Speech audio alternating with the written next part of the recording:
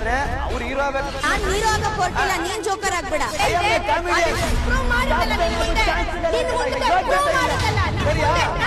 Big boss ನಲ್ಲಿ ಇದ್ರೆ ಅವನ್ನ ಬೆಂಬಲಿಸುವಂತ ಕೆಲಸ ಕರವೇ ಮಾಡ್ತಾ ಇತ್ತು, ಹಿಂದೆನೂ ಮಾಡಿದೆ. ಅವರು ಹೋರಾಟಗಾರರು ಅಂತ, ನಾಡು ನುಡಿಗಾಗಿ ಹೋರಾಟ ಮಾಡಿದ್ದಾರೆ ಅಂತ ಅಷ್ಟೇ.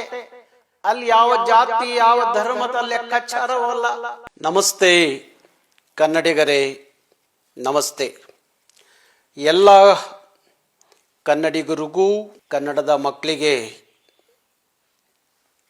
ಕರ್ನಾಟಕದ ಎಲ್ಲ ಕನ್ನಡದ ಕುಲಬಾಂಧವರಿಗೆ ಮಕರ ಸಂಕ್ರಾಂತಿ ಹಬ್ಬದ ಶುಭಾಶಯಗಳು. ಮಕರ ಸಂಕ್ರಾಂತಿ ಹಬ್ಬದ ಪ್ರಯುಕ್ತ ಎಳ್ಳು ಬೆಲ್ಲವನ್ನು ತಿಂದು ಒಳ್ಳೆ ಮಾತಾಡಿ ಅಂತ ಹೇಳಿ ಹಿರಿಯರು ಹೇಳ್ತಾರೆ. ಆದರೆ ಇವತ್ತಿನ ಕಾಲಕ್ಕೆ ಒಳ್ಳೆ ಮಾತಾಡೋರೇ ಭಾರಿ ಕಷ್ಟ, ಹುಡುಕಬೇಕು. ಈಗ ಒಂದು ದೊಡ್ಡ ಚರ್ಚೆ ಸೋಷಿಯಲ್ ಮೀಡಿಯಾದಲ್ಲಿ ನಡೀತಾ ಇದೆ. ಬಿಗ್ ಬಾಸ್ ಬಿಗ್ ಬಾಸ್ ಈ ಬಿಗ್ ಬಾಸ್ ಇದೇನು ಪಾಕಿಸ್ತಾನ ಇಂಡಿಯಾದ ಬಾರ್ಡ್ರ್ ಅಲ್ಲ. ಅಲ್ಲಿ ಹೋಗಿರೋರು ಅಲ್ಲಿ ಏನೋ ಗಡಿಯಲ್ಲಿ ನಿಂತು ಯುದ್ಧ ಮಾಡಿ ಗೆದ್ದು ಬರೋರೇನಲ್ಲ. ಅದು ಕಲರ್ಸ್ ಕನ್ನಡ ಅನ್ನುವ ಒಂದು ವಾಹಿನಿಯಲ್ಲಿ ನಡೆಯುವಂಥ ಒಂದು ಕಾರ್ಯಕ್ರಮ. ಅದೊಂದು ಕರ್ನಾಟಕದ ದೊಡ್ಡ ವೇದಿಕೆ. ಅಲ್ಲಿ ಪ್ರತಿಭೆಗಳು ತನ್ನ ಪ್ರತಿಭೆಯನ್ನು ವ್ಯಕ್ತಪಡಿಸಲಿಕ್ಕೆ ಅಲ್ಲಿ ಹೋಗ್ತಾರೆ. ಆ ಪ್ರತಿಭೆಗಳು ತನ್ನ ಪ್ರತಿಭೆ ನಾಡಿನ ಜನರಿಗೆ ತಲುಪಲಿ ಅನ್ನೋ ಕಾರಣಕ್ಕೋಸ್ಕರ, ಇಲ್ಲ ರಾಷ್ಟ್ರದ ಜನಕ್ಕೆ ತಲುಪಲಿ ಅನ್ನೋ ಕಾರಣಕ್ಕೋಸ್ಕರ ಆ ಬಿಗ್ ಬಾಸಲ್ಲಿ ಕೆಲವರಷ್ಟೇ ಆಯ್ಕೆಯಾಗಿ ಹೋಗ್ತಾರೆ. ಹೋದಂಥ ಪ್ರತಿಭೆಗಳನ್ನು ಅನೇಕರು ಬೆಂಬಲಿಸ್ತಾರೆ, ಅವ್ರನ್ನ ಬೆಂಬಲಿಸ್ತಾರೆ. ಅವರ ನಡವಳಿಕೆಯಿಂದ ಇರ್ಬೋದು, ಅವ್ರು ಆಡುವ ಟಾಸ್ಕ್ಗಳಿಂದ ಇರ್ಬೋದು, ಇಲ್ಲ ಅವ್ರು ಕೊಡುವಂಥ ಸಾಂಸ್ಕೃತಿಕ ಹಿನ್ನೆಲೆಯಿಂದ ಇರ್ಬೋದು. ಒಟ್ಟಾರೆ ಯಾವುದೋ ಮೆಚ್ಚುಗೆಯಾಗಿದ್ದನ್ನ ಅವ್ರ ಪರವಾಗಿ ವ್ಯಕ್ತಪಡಿಸೋದು ಸಹಜ. ಪ್ರಜಾಪ್ರಭುತ್ವದ ವ್ಯವಸ್ಥೆಯಲ್ಲಿ ಎಲ್ಲರಿಗೂ ಅದರ ಹಕ್ಕು ಎಲ್ಲರಿಗೂ ಇರುತ್ತೆ. ಆ ಪ್ರಜಾಪ್ರಭುತ್ವ ವ್ಯವಸ್ಥೆಯಲ್ಲಿ ನಾವು ಒಬ್ಬರನ್ನ ಇಷ್ಟಪಡ್ತೀವಿ, ಅವ್ರನ್ನ ಬೆಂಬಲಿಸ್ತೀವಿ ಎನ್ನುವಾಗ ಇನ್ನೊಬ್ಬರನ್ನ ವಿರೋಧ ಮಾಡಬೇಕು, ಇನ್ನೊಬ್ಬರನ್ನ ಟೀಕಿಸಬೇಕು, ಇನ್ನೊಬ್ಬರನ್ನ ಅವಹೇಳನಕಾರಿ ಮಾತುಗಳಿಂದ ಅವ್ರನ್ನ ಕುಗ್ಗಿಸಬೇಕು. ಇಂಥ ಪ್ರವೃತ್ತಿ, ಇಂಥ ಮೂರ್ಖರ ಪರಮಾವಧಿಗೆ ಒಂದು ಕೊನೆ ಅನ್ನೋದು ಇರುತ್ತೆ. ಈ ದೇಶದ ಕಾನೂನು ಭಾರಿ ಸ್ಟ್ರಾಂಗ್ ಆಗಿದೆ, ಭಾರಿ ಗಟ್ಟಿಯಾಗಿದೆ. ಇಲ್ಲಿ ಯಾರನ್ನೋ ಹೊಗಳುವ ಮುಖಾಂತರ ಯಾರನ್ನೋ ಹೀಯಾಳಿಸೋದು, ಟೀಕಿಸೋದು ಅದು ಯಾರಿಗೂ ಕೊಟ್ಟಂಥ, ಈ ದೇಶದ ಸಂವಿಧಾನ ಕೊಟ್ಟಂಥ ಹಕ್ಕಲ್ಲ. ಪ್ರಜಾಪ್ರಭುತ್ವದಲ್ಲಿ ಟೀಕೆ ಮಾಡಬಹುದು, ಆದರೆ ಆ ಟೀಕೆ ಆರೋಗ್ಯಕರವಾಗಿ ಇರಬೇಕು. ಆರೋಗ್ಯಕರವಾಗಿ ಟೀಕೆ ಆದಾಗ ಮಾತ್ರ ನಿಮ್ಮ ಮಾತುಗಳಿಗೆ ಬೆಲೆ ಇರುತ್ತೆ. ಇಲ್ಲದೆ ಹೋದರೆ ನಿಮ್ಮ ಮಾತುಗಳಿಗೆ ಬೆಲೆ ಇರಲ್ಲ. ಬಿಗ್ ಬಾಸಲ್ಲಿ ಆಡುವ ಪ್ರತಿಭೆಗಳೆಲ್ಲರೂ ಕನ್ನಡಿಗರು, ಕನ್ನಡ ನಾಡಿನ ಮಕ್ಕಳು. ಅದರಲ್ಲಿ ಬೇರೆ ಮಾತಿಲ್ಲ. ಅವರೆಲ್ಲರೂ ಗೆದ್ದು ಬರಲಿ, ಅವರೆಲ್ಲರೂ ಕನ್ನಡಿಗರೇ ಅನ್ನುವ ಪ್ರೀತಿ, ಅಭಿಮಾನ, ಕಾಳಜಿ ಈಗ ಬಿಗ್ ಬಾಸ್ ಪ್ರಾರಂಭ ಆದಾಗ ಹುಟ್ಕೊಂಡಿದ್ದಲ್ಲ. ನನಗೆ 42 ವರ್ಷಗಳ ಹಿಂದೆ 18 ವರ್ಷದಲ್ಲಿ ಈ ಚಳುವಳಿಗೆ ಬಂದಲ್ಲ. ಆ ಚಳುವಳಿಗೆ ಬರೋಕ್ಕೆ ಕಾರಣವೇ ಕನ್ನಡ, ಕನ್ನಡಿಗ, ಕರ್ನಾಟಕ ಅನ್ನುವ ನಾಡ ಪ್ರೀತಿಯ, ನಾಡಿಗರ ಪ್ರೀತಿಯ ಭಾಷೆಯ ಪ್ರೀತಿಯ ಆಧಾರದ ಮೇಲೆ ನಾನು 18 ವರ್ಷಕ್ಕೆ ಚಳವಳಿಗೆ ಬಂದವರು. ಕೆಲವರಿಗೆ ನನಗಾಗಿರುವ ಇದಿದೆಯಲ್ಲ, ಸರ್ವಿಸ್ ಇದೆಯಲ್ಲ, ಕೆಲವರು ವಯಸ್ಸಲ್ಲ, ಅದು ನನ್ನ ಸರ್ವಿಸ್ ಇದೆಯಲ್ಲ, ಕೆಲವರ ಅದು ವಯಸ್ಸಲ್ಲ ಅಂತ ನಾಯಿ ನರಿಗಳೆಲ್ಲ ನಾರಾಯಣಗೌಡ್ರ ಬಗ್ಗೆ ಮಾತಾಡೋದು, ಇಲ್ಲ ಕರ್ನಾಟಕ ರಕ್ಷಣಾ ವೇದಿಕೆಯನ್ನು ಟೀಕೆ ಮಾಡೋದು, ಏನೋ ಖಾರ ಉಪ್ಪು ಹಾಕಿ ಅದನ್ನು ಇನ್ನೊಂದಿಷ್ಟೇನೋ ಬಿಂಬಿಸೋದು, ಇದೆಲ್ಲ ಈ ಮೂರ್ಖರ ಪರಮಾವಧಿಗೆ ನನ್ನ ಹತ್ರ ಉತ್ತರ ಇದೆ. ಅದು ಕಾನೂನಿನ ಮೂಲಕವೂ ಉತ್ತರ ಇದೆ. ಅದನ್ನು ಮೀರಿರೆ ಬೇರೆ ರೀತಿಯ ಉತ್ತರವೂ ಕೊಡಲಿಕ್ಕೆ ನಮ್ಮ ಹತ್ರ ಇದೆ. ಯಾವ್ಯಾವ ದೇವರಿಗೆ ಯಾವ್ಯಾವ ಪೂಜೆ ಮಾಡಿದ್ರೆ ತೃಪ್ತಿಯಾಗುತ್ತೋ ಆ ಪೂಜೆಗಳೆಲ್ಲವೂ ನಮಗೆ ಗೊತ್ತಿರೋದೆ. 42-40 ವರ್ಷಗಳ ಅವಧಿಯಲ್ಲಿ ನಾವು ಯಾರಿಗೂ ಎದುರಿಲ್ಲ, ಇಂಥ ಟೀಕೆಗಳಿಗೆಲ್ಲ ಸೊಪ್ಪಾಕಿಲ್ಲ, ಇಂಥ ಟೀಕೆಗಳಿಗೆ ಹಂಚಿಲ್ಲ, ಅಳುಕಿಲ್ಲ. 42-40 ವರ್ಷಗಳ ಕಾಲ ಇದನ್ನೆಲ್ಲ ನೋಡಿಕೊಂಡೇ ಬಂದಿದ್ದೀವಿ. ಇವರು ಯಾರು ತಮಿಳರನ್ನ ಟೀಕೆ ಮಾಡಲ್ಲ, ತೆಲುಗರನ್ನ ಟೀಕೆ ಮಾಡಲ್ಲ, ಮಾರ್ವಾಡಿಗಳನ್ನ ಟೀಕೆ ಮಾಡಲ್ಲ, ಗುಜರಾತಿಗಳನ್ನ ಟೀಕೆ ಮಾಡಲ್ಲ. ಇವರು ಟೀಕೆ ಮಾಡೋದು ಯಾರು? ಬೆಳಗ್ಗೆ ಆದರೆ ಸಾಯಂಕಾಲ ಆದರೆ ನನ್ನ ನಾಡು, ನನ್ನ ನುಡಿ, ನನ್ನ ಜನ, ನನ್ನ ಭಾಷೆ, ನನ್ನ ಸಂಸ್ಕೃತಿ ಅನ್ನೋರನ್ನ ಇವರು ಟೀಕೆ ಮಾಡ್ತವೆ. ಇವು ಕನ್ನಡದವು ಅಂತ ಹೇಳ್ಕೊತಾವೆ. ಇವರು ಇವರ ವಿಚಾರಗಳನ್ನು ಏನಾದರೂ ಗಮನಿಸಿರೆ, ಇವರು ಬ್ಯಾಕ್ಗ್ರೌಂಡ್ ಏನು ಅಂತ ಏನಾದ್ರು ತಿಳ್ಕೊಂಡ್ರೆ, ನೀವು ಈ ನೋಡಿದ್ದೀನಿ ನಾನು, ಇವರೆಲ್ಲ ಇದಾರಲ್ಲ, ಇವ್ರ ಬ್ಯಾಕ್ಗ್ರೌಂಡ್ ತಿಳ್ಕೊಂಡಿದ್ದೀನಿ ನಾನು. ದೊಡ್ಡ ಕ್ರಿಮಿನಲ್ಗಳು ಇವರು. ಯಾರಿಗೂ ವಂಚನೆ, ಮೋಸ, ಇನ್ನೇನೋ ಮಾಡೋಕ್ಕೋಗಿ ತಗ್ಲಾಕೊಂಡು 10 ಪೊಲೀಸ್ ಸ್ಟೇಷನ್ಗಳಲ್ಲಿ ಇವ್ರ ಮೇಲೆ ಕ್ರಿಮಿನಲ್ ಮೊಕದ್ದಮೆಗಳು, ಈ ಥರ ವ್ಯಕ್ತಿತ್ವ ಇಟ್ಕೊಂಡಿರೋರು ಸಮಾಜಕ್ಕೆ ಏನು ಸಂದೇಶ ಕೊಡಬಲ್ಲರು? ಇವರು ಏನು ಸಂದೇಶ ಕೊಡಬಲ್ಲರು?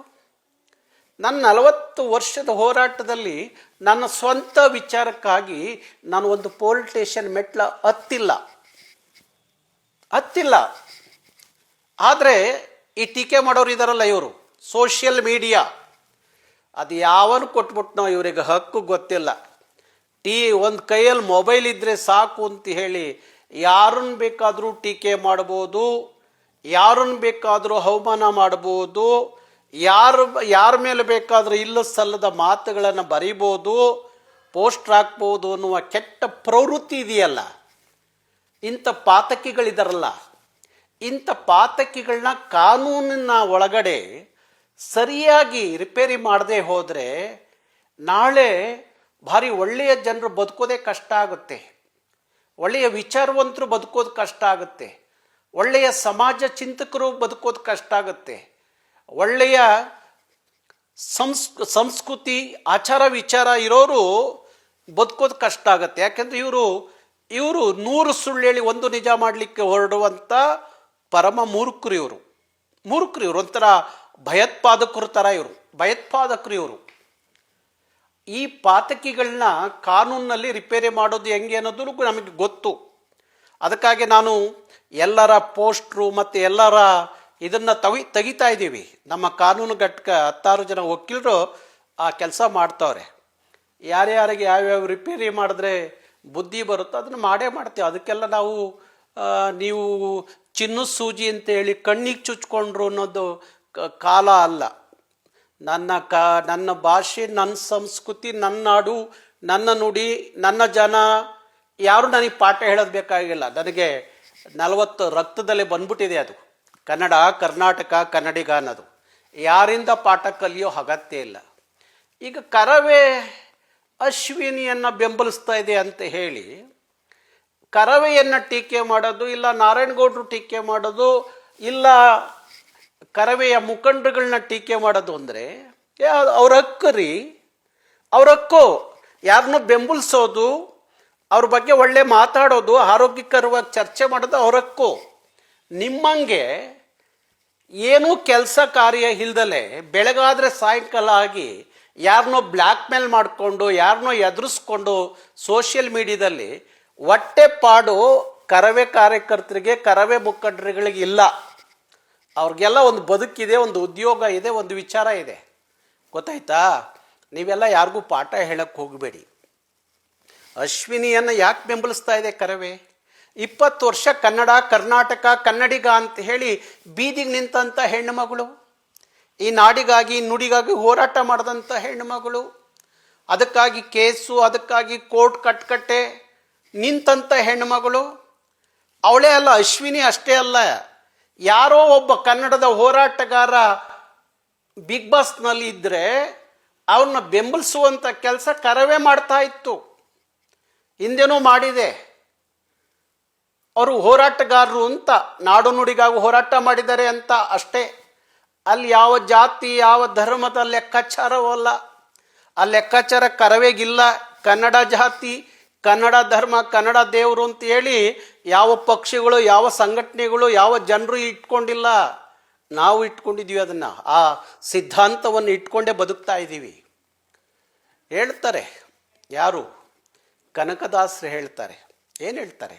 ಕುರುಡು ಜನರ ಗುಂಪಿನಲ್ಲಿ ಆಮೆಯಂತಿರಬೇಕು, ಕಿವುಡರ ಸಂಘದಲ್ಲಿ ಶಬ್ದದಂತಿರಬೇಕು, ದೊಡ್ಡವರ ಗುಂಪಿನಲ್ಲಿ ದಡ್ಡನಂತಿರಬೇಕು, ನಿನ್ನಂತಿರಬೇಕು ಕನಕ, ನಿನ್ನಂತಿರಬೇಕು ಕನಕ. ಕುಲ ಕುಲ ಕುಲವೆಂದು ಒಡೆದಾಡದಿರಿ, ಕುಲದ ನೆಲೆಯ ಏನಾದರೂ ಬಲ್ಲಿರ ಬಲ್ಲಿರ ಅಂತ ಹೇಳಿ ಕನಕದಾಸರು ಹೇಳಿದಂಥ ಮಾತು. ಹಾಗಾಗಿ ಯಾವ ಕುಲ, ಗೋತ್ರ, ಧರ್ಮ ವಿಚಾರಗಳಲ್ಲಿ ಕರವೇ ಯಾವತ್ತು ಬೆಂಬಲಿಸಿದ್ದಲ್ಲ. ಬೆಂಬಲಿಸಿದ್ದು ಕನ್ನಡ, ಕನ್ನಡಿಗ, ಕರ್ನಾಟಕ ಅನ್ನೋ ವಿಚಾರಕ್ಕಷ್ಟೇ. ಇದರ ಅರಿವಿಲ್ದಲ್ಲ ನಿಮ್ಮ ಹೊಟ್ಟೆಪಾಡಿಗೆ ಯಾರನ್ನೋ ಎದುರಿಸ್ಕೊಂಡು, ಯಾರನ್ನೋ ಬೆದರಿಸ್ಕೊಂಡು, ಯಾರನ್ನೋ ಬ್ಲ್ಯಾಕ್ ಮೇಲ್ ಮಾಡಿಕೊಂಡು ಬದುಕೋ ನೀವುಗಳು ಕನ್ನಡಿಗರಿಗೆ, ಹೋರಾಟಗಾರರಿಗೆ ಉಪದೇಶ ಮಾಡ್ತೀರಾ? ಏನೋ ಮಾತಾಡ್ತೀವಿ, ಯಾರೋ ನಿಮ್ಮನ್ನು ಬೆಂಬಲಿಸ್ತಾರೆ, ನಿಮ್ಮಂಥವ್ರನ್ನ ಬೆಂಬಲಿಸ್ತಾರೆ ಅಂದರೆ ನಿಮ್ಮಂಥ ಬುದ್ಧಿಗಳಿದ್ದರೆ ಅವ್ರನ್ನ ಬೆಂಬಲಿಸೋಕ್ಕಾಗೋದು. ಗೊತ್ತಾಯ್ತಾ? ಅದಕ್ಕಾಗಿ ನಾನು ಹೇಳ್ತಾ ಇದ್ದೀನಿ, ಇಂಥವನ್ನೆಲ್ಲ ಬಿಟ್ಟು ಸಮಾಜಕ್ಕೆ ಏನಾದರೂ ಒಳ್ಳೆ ಕೆಲಸ ಮಾಡಿ, ಸಮಾಜಕ್ಕೆ ಏನಾದರೂ ಒಳ್ಳೇದು ಕೊಡಿ. ಈ ನಾಡಿಗೆ ನುಡಿಗಾಗಿ ಎಲ್ಲ ಬನ್ನಿ, ಒಂದು ದಿವಸ ಬೀದಿ ನಿಂತ್ಕೊಂಡು ಹೋರಾಟ ಮಾಡಿ, 16 ವರ್ಷ ಕೋರ್ಟ್ ಕಟ್ಕಟ್ಟೆಯಲ್ಲಿ ನಿಂತ್ಕೊಳ್ಳಿ, 10 ದಿವಸ ಜೈಲಲ್ಲಿ ಹೋಗಿ ಕನ್ನಡಕ್ಕಾಗಿ ನೀವು ಕೂತ್ಕೊಳ್ಳಿ. ಇದು ಯಾವ ಯೋಗ್ಯತೆಯೂ ಇಲ್ಲದೆ ನೀವು ಯಾರ ಬಗ್ಗೆ ಮಾತಾಡ್ತೀರಿ? ಯಾರ ಬಗ್ಗೆ ಮಾತಾಡಕ್ಕೆ ಹೋಗ್ತಾ ಇದ್ದೀರಿ? ಅದೇನೋ ಗಾಜಿನ ಮನೆ ನಿಂತ್ಕೊಂಡು ಕಲ್ಲು ಹೊಡಿತೀರಿ ನನಗೆ. ಇದೆಲ್ಲ ಬಿಟ್ಬಿಡಿ. ಗಾಜಿನ ಮನೇಲಿ ಕಲ್ಲು ಹೊಡೆದ್ರೆ ಯಾರಿಗೆ ಬೀಳುತ್ತೆ ಅನ್ನೋದು ಅರ್ಥ ಮಾಡಿಕೊಂಡ್ರೆ ಭಾರಿ ಚಂದ. ಉಪದೇಶ ಮಾಡಬೇಡಿ. ನೀವೆಲ್ಲ ಉಪದೇಶ ಮಾಡೋ ಯೋಗ್ಯತೆ ಕಳ್ಕೊಂಡಿದ್ದೀರಿ. ಯೋಗ್ಯತೆ ಇಲ್ದವರು ನೀವೆಂಥದ್ದು ಉಪದೇಶ ಮಾಡ್ತೀರಿ ಸಮಾಜಕ್ಕೆ, ವ್ಯವಸ್ಥೆಗೆ? ಏನು ಬಿಗ್ ಬಾಸ್ಗೆ ಹೋದರೇನು ಇಂಡಿಯಾ ಪಾಕಿಸ್ತಾನ ಮ್ಯಾಚ್ ಗೆದ್ದು ಬಂದ್ರೆ? ಇಲ್ಲ ಇಂಡಿಯಾ ಪಾಕಿಸ್ತಾನ, ಇಲ್ಲ ಇಂಡಿಯಾ ಚೀನಾದ ಗಡಿಯಲ್ಲಿ ನಿಂತು ಯುದ್ಧ ಮಾಡಿ ಬಂದವರ? ಅವ್ರ ಅಭಿಮಾನಕ್ಕೆ ಅವ್ರವ್ರನ್ನ ಬೆಂಬಲಿಸ್ತಾರೆ. ನಿಮ್ಮ ಅಭಿಮಾನಕ್ಕೆ ಬೆಂಬಲಿಸಿ. ಅದಕ್ಕೆ ಕರವೇ ಟೀಕೆ ಮಾಡೋದು, ನಾರಾಯಣಗೌಡರು ಟೀಕೆ ಮಾಡೋದು, ಇಲ್ಲೂ ಸಲ್ಲದ ಪೋಸ್ಟ್ಗಳು ಹಾಕಿರೆ ನಾವು ಭಾರಿ ಒಳ್ಳೆಯವರಿಗೆ ಒಳ್ಳೆಯವರು. ಗೊತ್ತಾಯ್ತಾ? ಸಾಧುಗೆ ಸಾಧು, ಮಾಧುರ್ಯಂಗೆ ಮಾಧುರ್ಯಂ, ಬಾದಿಪ್ಪ ಕಲಿಗೆ ಕಲಿಯುಗದ ವಿಪರೀತನ್. ಇವೆಲ್ಲ ಇಟ್ಕೋಬೇಡಿ ಕರವೇ ಜೊತೆಯಲ್ಲಿ. ನಮಗೆ ಕಾನೂನು ಹೋರಾಟ ಮಾಡೋದು ಗೊತ್ತಿದೆ, ಅದಕ್ಕೆ ಹೇಳಿದಿರಿ. ಇಡೀ 31 ಜಿಲ್ಲೆಯಲ್ಲಿ ಕರವೇ ಕಾರ್ಯಕರ್ತರು ಜಡಿದ್ರೆ ಕೇಸ್ನ ಅಲಿಬೇಕಾಗುತ್ತೆ 16 ವರ್ಷ ಎಲ್ಲ ಜಿಲ್ಲೆಗೂ. ಅದಕ್ಕೆ ಅವಕಾಶ ಕೊಡಬೇಡಿ. ಯಾಕೆಂದರೆ ನೀವ್ಯಾರು ನಮ್ಮ ಶತ್ರುಗಳಲ್ಲ, ಎಲ್ಲ ನಮ್ಮ ನೆಲದ ಮಕ್ಕಳಿದ್ದೀರಿ, ಕನ್ನಡದ ಮಕ್ಕಳಿದ್ದೀವಿ. ನಮ್ಮನ್ನು ಕೆಡಕ್ಬೇಡ್ರಿ. ಹೋಗ್ರಿ, ದಮ್ಮಿದ್ರೆ ಅದು ಯಾವ ಮಾರ್ವಾಡಿನೋ, ಸಿಂಧಿನೋ, ತಮಿಳನೋ, ತೆಲುಗುನೋ ಮಾಡಬಾರ್ದು ಮಾಡ್ತಾ ಇರ್ತಾರಲ್ರಿ. ಹೋಗ್ರಿ, ಅವ್ರ ಜೊತೆ ನಿಮ್ಮ ಸಂಘರ್ಷ ಇಟ್ಕೊಳ್ಳಿ. ಕನ್ನಡ ಹೋರಾಟಗಾರರ ಜೊತೆ ಸಂಘರ್ಷ ಇಟ್ಕೋತಿರಲ್ಲ, ನಾಚಿಕೆ ಆಗಲ್ವಾ ನಿಮಗೆ? ನೀವು ಏನು ಸೋಷಿಯಲ್ ಮೀಡಿಯಾದ ಏನು ಇವರ ನೀವು? ಗೊತ್ತಿಲ್ವ ನಿಮ್ಮ ಬಂಡವಾಳಗಳು ನಮಗೆ? ಇದೆಲ್ಲ ಬೇಡ. ಏನಾದರೂ ಕನ್ನಡದ ನಾಡಿಗೆ, ನುಡಿಗೆ ನಿಮ್ಮ ಸೇವೆ ಆಗಬೇಕು. ಈ ನೆಲದಲ್ಲಿ ಹುಟ್ಟಿದ ಋಣ ತೀರಿಸ್ಬೇಕು. ಈ ಮಣ್ಣಿನ ಋಣ. ಯಾರನ್ನೂ ಬ್ಲ್ಯಾಕ್ ಮೇಲ್ ಮಾಡೋದಲ್ಲ, ಯಾರನ್ನೋ ಇಟ್ಕೊಂಡು ಅದರಲ್ಲಿ ಮಜಾ ತಗೊಳ್ಳೋದಲ್ಲ, ಯಾರಿಗೋ ಮಜಾ ಕೊಡೋಕ್ಕೆ ಇನ್ಯಾರಿಗೋ ದ್ವೇಷ ಮಾಡೋದು ಅಲ್ಲ.